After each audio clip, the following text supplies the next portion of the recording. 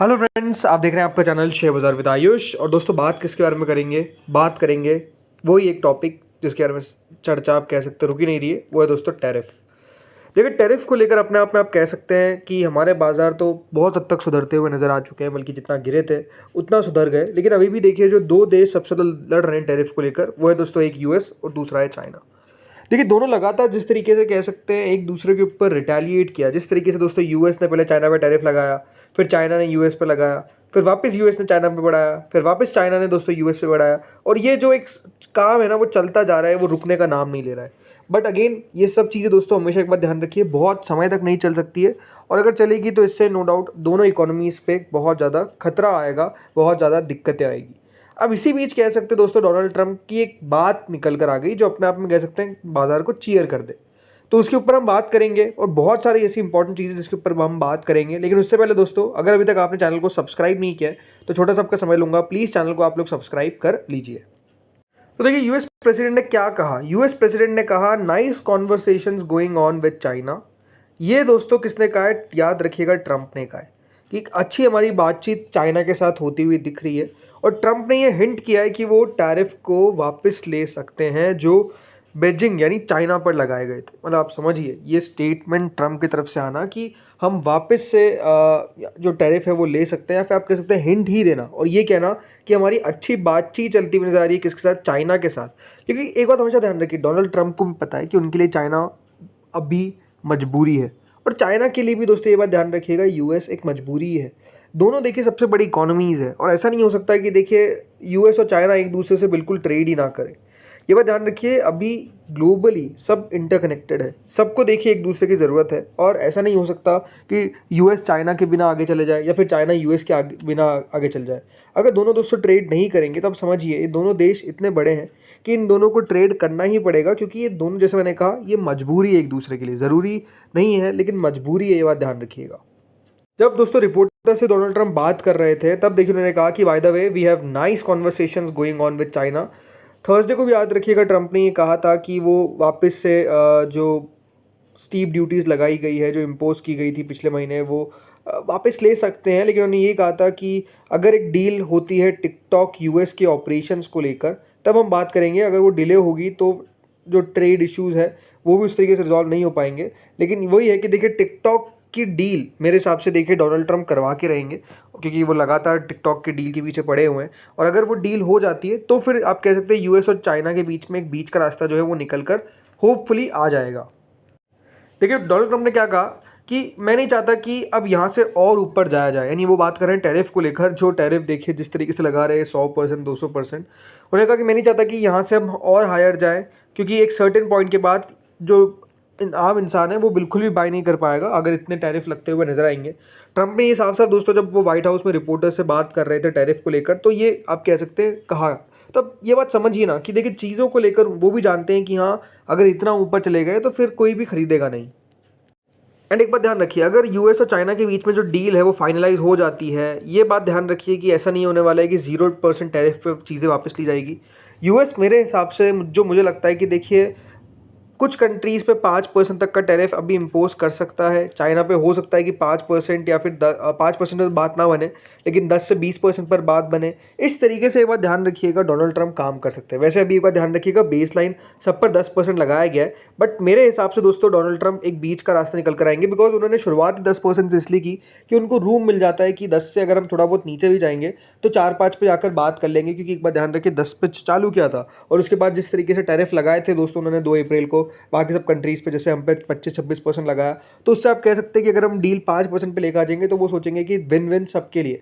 But Trump at the and, ये बात ध्यान रखिएगा, अपने टैरिफ लगाने में तो कामयाब रहेंगे, भले वो 5% का ही क्यों ना लगाए, लेकिन वो लगा कर जरूर रहेंगे। ऐसा नहीं है कि देखिए 0% टैरिफ पे किसी भी देश से वो बात करेंगे, ये चांसेस बिल्कुल कम है। हाँ, उस देश से बात कर सकते हैं जो टैरिफ बिल्कुल भी दोस्तों अमेरिका पे नहीं लगाता है, वो बात अलग है। इसके बाद दोस्तों हाल ही में जो इटली की प्राइम मिनिस्टर है मेलोनी, वो भी दोस्तों यूएस गई और वहाँ पर देखिए क्या कहा। ईयू टैरिफ डील पे 100% गारंटीड है कि कुछ ना कुछ तो डील हम निकालेंगे, ये दोस्तों उन्होंने साफ साफ कहा। लेकिन हाँ, ये भी कहा कि अभी हम कोई जल्दबाजी में नहीं है। देखिए साफ साफ ये कहा, जो 17 अप्रैल को याद रखिएगा उन दोनों के बीच में मीटिंग हुई, तो काफ़ी सारे देखिए प्रॉस्पेक्ट्स पे बात की टैरिफ को लेकर, जो यूरोपियन यूनियन और यूनाइटेड स्टेट्स पे। और बोथ लीडर्स ने दोस्तों एक्सप्रेस किया और कॉन्फिडेंस है कि कोई एग्रीमेंट पे आएंगे, with Trump declaring that there would be 100% be a deal. ये उन्होंने साफ साफ कहा कि 100% कोई ना कोई डील होती हुई नजर आएगी। उन्होंने कहा, I am sure we can reach an agreement, Meloni said, emphasising that despite the current tariff issues United States remains a reliable partner. और एक बात ध्यान रखिए कि यूरोपियन यूनियन के लिए, जैसा हमेशा एक कहा जाता है कि यूरोपियन यूनियन, याद रखिएगा, यूएस के बिना कुछ नहीं है। यूएस ही, एक बात ध्यान रखिएगा, यूरोपियन यूनियन में सबसे बड़ा है। मतलब European union in the sense कि देखिए यूरोपियन यूनियन को अगर वो चला सकता है तो वो यूएस ही चला सकता है। और अगर यूएस हट जाता है तो यूरोपियन यूनियन अपने आप में देखिए काफ़ी कमज़ोर हो जाता है, बिकॉज यूएस, ये बात ध्यान रखिएगा, यूरोपियन यूनियन को सारी सुरक्षा देता है। ज़रूर आप कह सकते हैं, देखिए यूएस जो स्पेंडिंग करता था डिफेंस पे, वो कह रहा है कि हम स्पेंडिंग उतनी नहीं करेंगे, यूरोपियन देशों को अपनी खुद की स्पेंडिंग बढ़ानी पड़ेगी डिफेंस की। बट स्टिल यूएस, याद रखिएगा, सबसे इंपॉर्टेंट पार्टनर है किसका? यूरोपियन यूनियन का। अगर कोई युद्ध होता है तो यूरोपियन यूनियन को सिर्फ यूएस बचा सकता है, क्योंकि यूरोपियन यूनियन के पास, ये बात ध्यान रखिएगा, इतना कोई भारी डिफेंस है नहीं, राइट। इसलिए अगर आप देखेंगे अब जो बाकी की कंट्रीज़ है, जैसे कि इटली की जो प्राइम मिनिस्टर, उन्होंने भी कहा कि हम लगातार अब यहाँ पे डिफेंस में अपना जो स्पेंडिंग है उसको बढ़ाते हुए नजर आएंगे। तो आप समझ सकते हैं कि कितना इंपॉर्टेंट हो चुका है।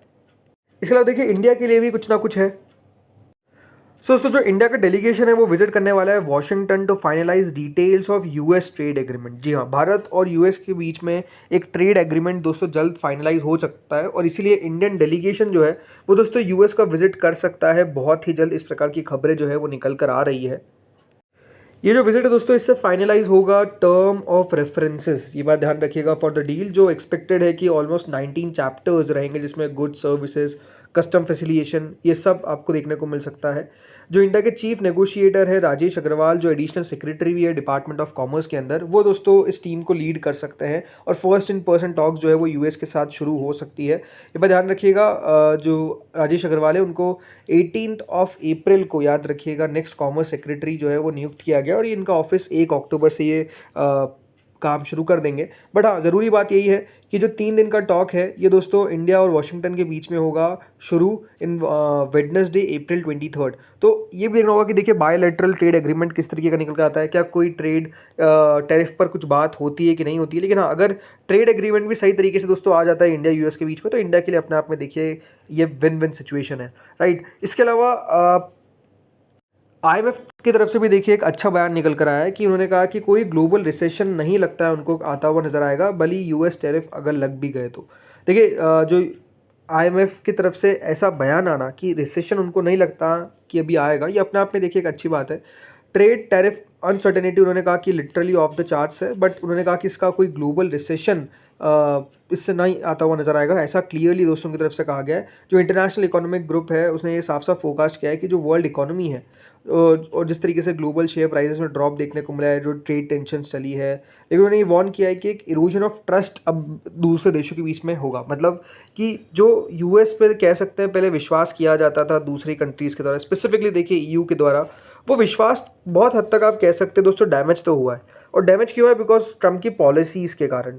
ट्रम्प देखिए ऐसी पॉलिसीज़ क्रिएट करते हैं कि कोई उनका दोस्त भी याद रखिएगा नहीं समझ सकता कि वो उनके बेनिफिट होगा या फिर खिलाफ जाएगा। अब देखिए यूएस इजराइल इतने बड़े दोस्त थे, लेकिन इजराइल को भी देखिए बख्शा नहीं। तो आप समझ सकते हैं कि यूएस का सही तरीके से देखा जाए तो अभी डोनाल्ड ट्रंप के रेजिम में कोई खास अच्छे दोस्त नहीं है, और अगर दोस्त थे भी तो भी याद रखिएगा उनको ट्रीट बिल्कुल डोनाल्ड ट्रंप ऐसे करेंगे जिस तरीके से वो बिजनेस डील करते हैं। ये दोस्तों क्लियरली आप कह सकते हैं। लेकिन हाँ, बड़ी बात क्या है कि कोई ग्लोबल रिसेशन नहीं आएगा, ये मार्केट्स के लिए अच्छी बात है अगर ऐसा आईएमएफ कह रहा है।